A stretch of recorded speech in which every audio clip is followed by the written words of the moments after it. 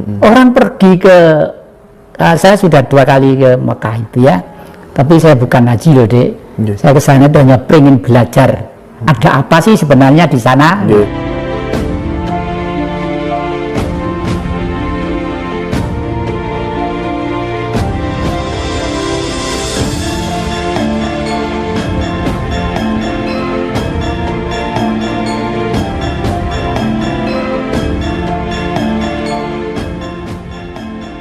Terkait dengan perspektif bahwa kebangkitan Majapahit itu sudah berada di depan mata. Bagaimana panjenengan melihat hal itu? Nah, ini mungkin orang tertawa ya. Kenapa tertawa? Lah, Majapahit sendiri hancur kok di depan mata. Apa kita akan lebih hancur lagi? Kan mesti begitu secara rasional ya. Karena orang-orang nggak sampai pikirannya bahwa politik ini yang selama ini ada di negeri kita yang namanya Republik Indonesia ini kan politik pembentukan pemerintah didasari demokrasi dari barat, yaitu pemilihan umum, coblosan. Lah, karena bentuk pemerintah, bentuk masyarakat kita itu sudah hidup dalam dunia liberal yang kapitalistis, kebebasan tapi modal menentukan nasib ya toh. Akhirnya kan jual beli. Nah, akibat jual beli itulah menjadi yang saya katakan di depan tadi itu banyak oknum-oknum legislatif, eksekutif, yudikatif yang tanda tanyanya besar. Ini sebenarnya ngerti tentang negara atau tidak? Itu loh ya. Ini terkait dengan fungsi air, terkait dengan fungsi tanah, terfungsi bumi, leluhur dan lain sebagainya. Seperti itu. Jadi oleh karena itu politik yang akan datang itu bukan ditentukan oleh orang-orang pinter yang bergelar macam-macam itu, tapi ditentukan oleh leluhur. Karena leluhur itu tidak ditelkim, ditahlili, ditumpangi saleh, di ini bongi dupo langsung ke surga. Enggak semudah itu deh, enggak semudah itu. Jadi tetap memikul konsekuensi logis pada waktu pikiran bergerak dan bekerja untuk apa, antara kebenaran dan kekeliruan, bukan kejelekan. Tuhan tidak pernah menciptakan sesuatu yang jelek, yang baik, yang terkutuk ya, tidak pernah. Yang Maha Kuasa Allah tadi itu ya. Misalnya Allah kok keliru membuat babi, kok keliru membuat celeng. Loh, ini kan pikiran manusia aja. Adapun kita tidak makan, tidak nyentuh, itu lain soal. Itu budaya ya. Budaya. Tapi Tuhan tidak pernah salah bikin anjing sama bikin babi ya. Dan ada maksudnya.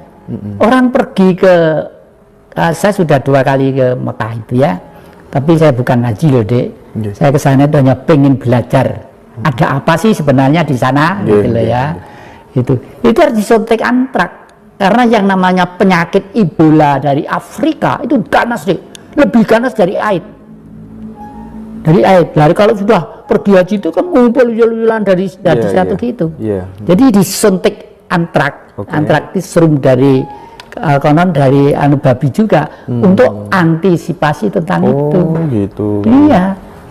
Iya, jadi itu menegaskan, melegitimasi bahwa Tuhan tidak pernah salah. Tidak pernah salah. Banyak budaya leluhur kita itu yang sekarang diurak-arik, misalnya bunga kamboja ditaruh kuburan, umumnya kan begitu ya. Loh, kalau Anda pergi ke Bali, enggak ada, di rumah tangga itu tidak ada kamboja. Rumah saya di Singosari, Berdepoan, kamboja ada, di sini kamboja ada. Karena apa? Kamboja itu mempunyai sifat penyerap udara-udara yang kotor, diserap oleh dia, lalu nanti dikembalikan ke nafasnya si pohon atau si daun itu karena sinar matahari menjadi sudah bersih gitu loh, sudah bersih. Dan misalnya ini ya, di sini ada salah satu tanaman itu kecil itu daunnya, daun itu dek, konon katanya saya masih baru saja dapat dari salah satu hutan ya, 1 lembar segini itu harganya berapa? 60 juta dek, daun 1 lembar. Katanya apa? Katanya saya masih baru kalau masih katanya anti santet, anti tenung, anti jengges, unsur-unsur negatif itu akan hilang. Ya saya beli, saya taruh di sini. Gitu. Saya boleh bener gitu aja. Oh saya juga nggak beli, gue terutusan turut hutan-hutan itu. Oke, yang jadi selanjutnya ya. Jadi gini, terkait dengan Tuhan lagi gitu ya. Kan banyak ini orang balapan mencari Tuhan, balapan menuju Tuhan, balapan menyaksikan Tuhan gitu.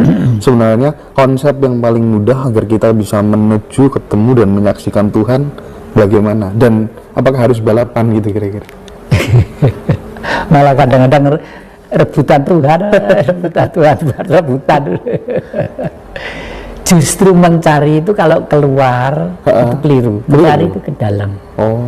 Tadi kan saya terangkan, Tuhan itu cahaya, sinarnya Allah. Allah itu seluruh sekalian alam, ya matahari, ya bulan, ya planet, ya air samudra yang sedemikian banyaknya itu.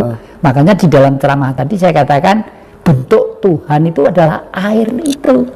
80% tubuh kita juga air. Bumi itu juga dibuntel oleh air. Loh kok nggak korat-karit ini segala macam. Yang Tuhan memang beliau berkehendak untuk ada. Tapi selain air, bentuk Tuhan tetap ada kan ya? Tetap ada, dan di mana-mana kan mendapat sinar Tuhan.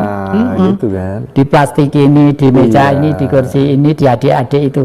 Dari semua yang mendapat sinar Tuhan itu, yang paling bijak adalah manusia.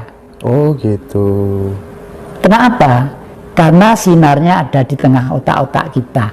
Dan sinar itu menyinari otak ya, yang terdiri dari 11 miliar simpul saraf. Dan setiap simpul saraf melayani 25.000 saraf. Jadi, dan ini kuncinya semua ada di mana sih? Di Honocoroko. Gampang banget. Loh, Honocoroko ana hubungannya mbak ilmu Tuhan. Piye ya? Saya menulis buku yang akan datang itu Misteri Gunung Arjuna. Karena Gunung Arjuna itu adalah gunung suci yang mengeluarkan surat-surat yang namanya Kidung Agung. Kidung Agung, Kidung itu tembang, Agung itu besar, ya itu tembang besar terjadinya alam semesta. Oleh karena itu Gunung Arjuna saya anggap gunung suci, ya lebih suci di sini daripada wilayah-wilayah yang lainnya.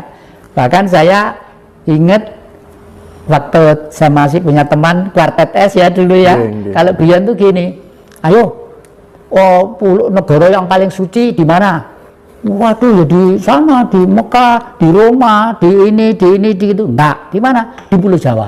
Lu kok gitu? Buktinya ada kota namanya Kudus, gitu. Di kota namanya Kudus, yang lainnya itu loh, di Roma kalau ada Kudus. Di kita ada Kudus. Kudus itu artinya suci kan lah ya. Oke. Makanya disebut Roh Kudus ya itu ya. Itu gue cek waktu Quartet S dulu. Ini kebetulan banyak yang pertanyaan dari teman-teman penggemar panjenengan gitu. Saya bertugas untuk menyampaikan satu-satu ini. Gak apa-apa ya? Gak apa-apa, saya senang. Nanti kalau yang jadi capek bilang aja istirahat dulu gitu. Gini, pertanyaan selanjutnya, ini ada yang bingung. Yang jadi, terkadang dalam sebuah kontemplasi, saya bertanya-tanya, kenapa Tuhan sampai menunjuk dan memilih saya untuk menjalani kehidupan di dunia ini? Gitu, ya. Kita seperti yang saya sampaikan, kita lahir itu tidak bisa minta. Mas Indra tidak bisa minta, adik-adik tidak minta, Tuhan tolong Indra dilahirkan, Tuhan tolong jadi, Allah tolong jadi dilahirkan. Nggak bisa. Nggak bisa. Semua itu karena gerenjet Allah. Gerenjet itu bukan membuat loh.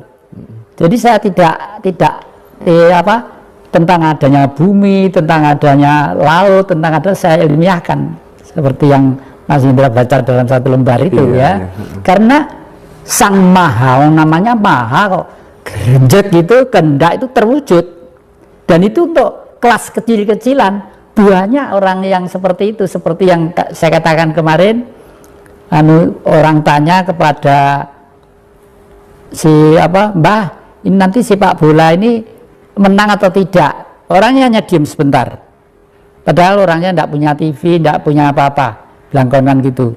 Dan waduh, dereng wancinipun niku. Jawaban iki sopan, dereng wancinipun. Artinya dereng kuat. Kan tanya kepada Tuhan itu. Iya, jadi benar. seperti itulah. Salajan itu melatihnya juga sangat ringan, sangat gampang, tidak usah berdele-dele. Latihannya lewat apa ya? Latihannya lewat 5 dasar pokok pemahaman ya. Angen-angen bener, pikiran bener, tutur kata bener, pribadi bener, bergaul bener. Lah, ajaran 5 kebenaran ini sudah dimulai 500 tahun sebelum Masehi. Sebelum ada agama masuk. Wah, sebelum ada agama masuk. Agama itu masih kemarin sore, Mas. Iya, iya. Itu 500 tahun sebelum Masehi. Siapa? Sang Siddhartha Gautama. Yang selanjutnya disebut Buddha. Patungnya ada di sana itu, di depannya singgasana itu, kanannya itu. Nah, itu asli peninggalan Majapahit. Ditemu oleh sedulur-sedulur di Pacet sana, mau nanam sawi di sawah itu buang gitu. Setelah gitu, dibongkar, diduga lah kok patung perunggu gedenya seperti itu ya, gede seperti itu, lalu dibawa ke rumah dibersihkan. Buddha itu mempunyai ajaran seperti tadi saya katakan, angen-angen bener, pikiran bener, pribadi bener, tutur kata bener, pribadi bener, bergaul bener. Lah, sekarang saya jelaskan satu persatu. Angen-angen, kenapa angen-angen? Tidak ada manusia yang tidak punya angen-angen. Seluruh manusia itu punya angen-angen. Makanya kita tidak boleh membedakan manusia satu dengan yang lainnya. Entah itu kritang, entah keriting, entah itu gelap seperti negro, entah itu kuning seperti Anglo-Saxon Eropa, entah itu kuning seperti Mongol atau Cina, entah itu seperti apalah, gak ada, karena semua di dalam tubuh itu ada Tuhan. Nah, lalu dan kenapa setiap manusia punya angen-angen? Karena setiap manusia punya perut.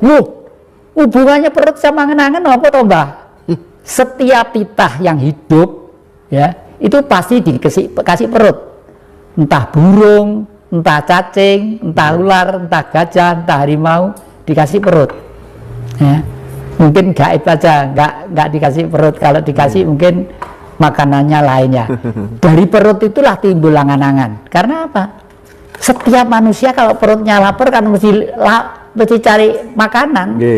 Kalau ngelak mesti cari minum, ya itu loh. Nah, kalau minum misalnya, saya kok lapar ya, saya pengen makan, pergi ke dapur, belum masak, ternyata baru ngeraya isa anak dompet anak duit ora dibuka dulu, nggak langsung ke warung. Gua kadung di warung, kadung bu sate 10 gulai 1 porsi, ini 1 porsi tambahin dibaik dompetnya kan anak duitnya. Itu kan perlu pikiran ya, perlu pikiran misalnya seperti itu. Nah, teori ribuan tahun yang lalu itu dimodernisir oleh Bung Karno di era milenium ketiga. Tahun sekitar abad 19, nanti ajaran itu untuk tahun 3000 yang akan datang. Namanya itu apa? Marhainisme. Jadi semua kitab suci, Taurat, Zabur, Injil, Al-Quran, tujuannya satu, jangan menindas kepada orang lain, jangan eksploitasi kepada orang lain, jangan menghina kepada kehidupan yang lain, salinglah harga menghargai. Makanya sila yang pertama itu disebut ketuhanan yang Maha Esa. Dengan ketuhanan yang Maha Esa, semua sadar. Makanya di dalam perisai Pancasila ditaruh di tengah gambare bintang sinar 5. Karena waktu manusia diciptakan itu ada 5 Adam, dan setiap Adam disiapin benua.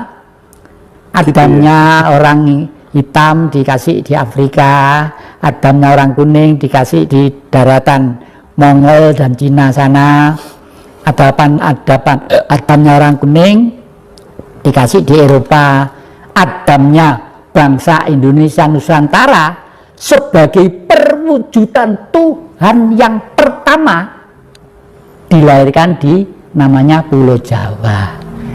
Ini tidak kok ekstrim Jawaisme, tidak. Tidak, karena ini peristiwa ini terjadi jutaan tahun yang lalu, ya.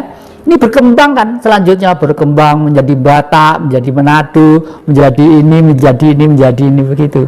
Sama, mereka disiapin benua-benua, setelah itu ya berkembang begitu.